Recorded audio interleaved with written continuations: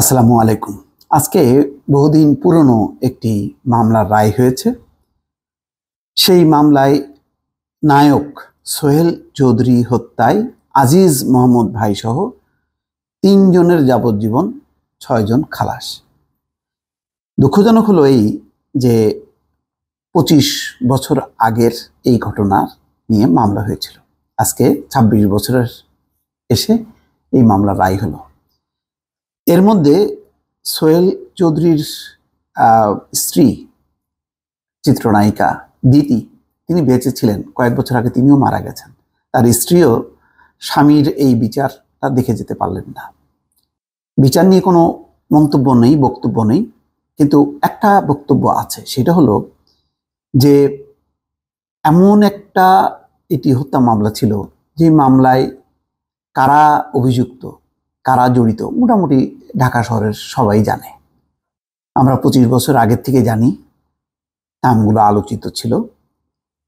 কিন্তু যেহেতু নামগুলো খুবই আলোচিত, পরিচিত, সুতরাং সেই মামলার নিষ্পত্তি হতেই সম্ভবত এত দেরি হলো। তার মানে হচ্ছে প্রভাবশালী মহল, ক্ষমতাশালী মহল যখন নাকি কোনো অপকর্মে বা হত্যাকাণ্ড, সিরিয়াস কোনো ঘটনায় অভিযুক্ত থাকে, তখন সেটি প্রমাণ করা কঠিন হয়ে পড়ে। আইন আদালত প্রভাবিত হয় অথবা বিলম্বিত হয়। আমি কি বলবো এটাকে? তো সেই ঘটনাই ঘটলো, নতুবা এত পরিষ্কার পরিচ্ছন্ন একটি ঘটনা, সেই মামলার বিচার পেতে ২৫ বছর লাগলো। দর্শক, এটা কল্পনা করেন। এবং সম্ভবত বাংলাদেশে এই ধরনের বহু হত্যা মামলা আছে যাদের আসলে এরকম কোনো তার বাবা মা বা তার ভিকটিমের খুব নিকটজনরা হয়তো তারা আর বেঁচেও থাকে না, অথবা এমনও হয় যে সেই মামলার আর আদৌ কোনোদিন রায়ও হয়তো হয় না।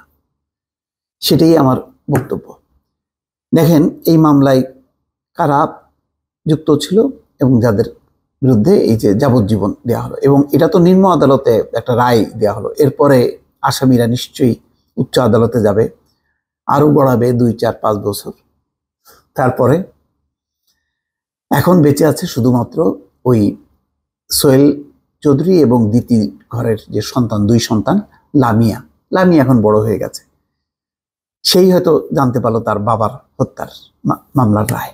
তার মা আর জানতে পারলো না, কারণ মা কিছুদিন আগে, কয়েক বছর আগে ক্যান্সারে আক্রান্ত হয়ে বিদায় নিয়েছে।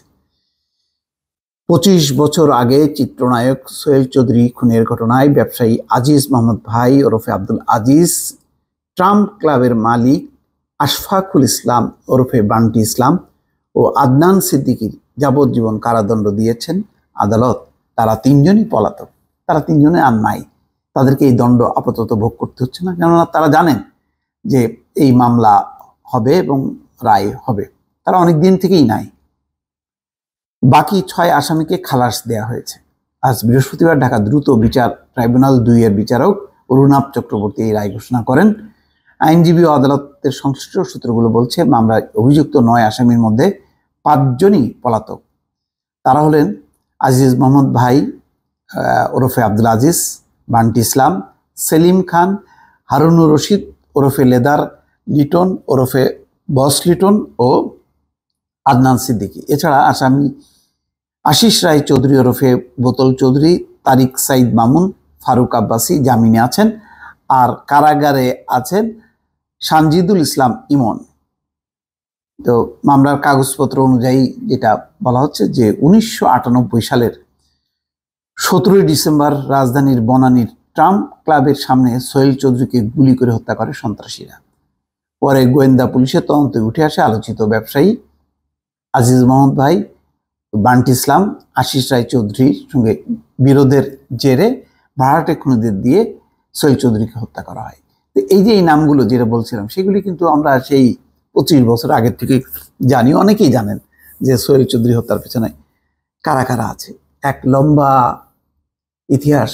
এর থেকে আমি জানি না যে এই যে প্রলম্বিত রায়, এই রায় কি আসলে যারা ভিকটিম হয়, তার ফ্যামিলি, স্বজন, তাদের কাছে প্রতিক্রিয়া কি? তারা কি খুব হ্যাপি হয়? তারা কি অন্তত খুব সন্তুষ্ট হয়? আমার মনে হয় না। মানে এটা হলো, কি বলবো, মানে এক ধরনের রায় হলো সত্য, যারা ভিকটিম, যারা মানে দায়ী, তাদেরও এক ধরনের দায় মুক্তি হয়ে যায়। কারণ তাদের রায় হলো, তারা ধরাছোঁয়ার বাইরে। এতদিন তো তারা এমন না যে মূল আসামিগুলো কারাগারে আছে, এখন তাদেরকে ওই দণ্ডে দণ্ডিত করবে। মোট কথা হলো যে সময় মতো ঘটনা দ্রুত বিচার এবং রায় যদি না হয়, আসলে এই বিলম্বিত রায় বিচার কোনোই কাজে আসে না। ভালো থাকবেন। আল্লাহ হাফেজ।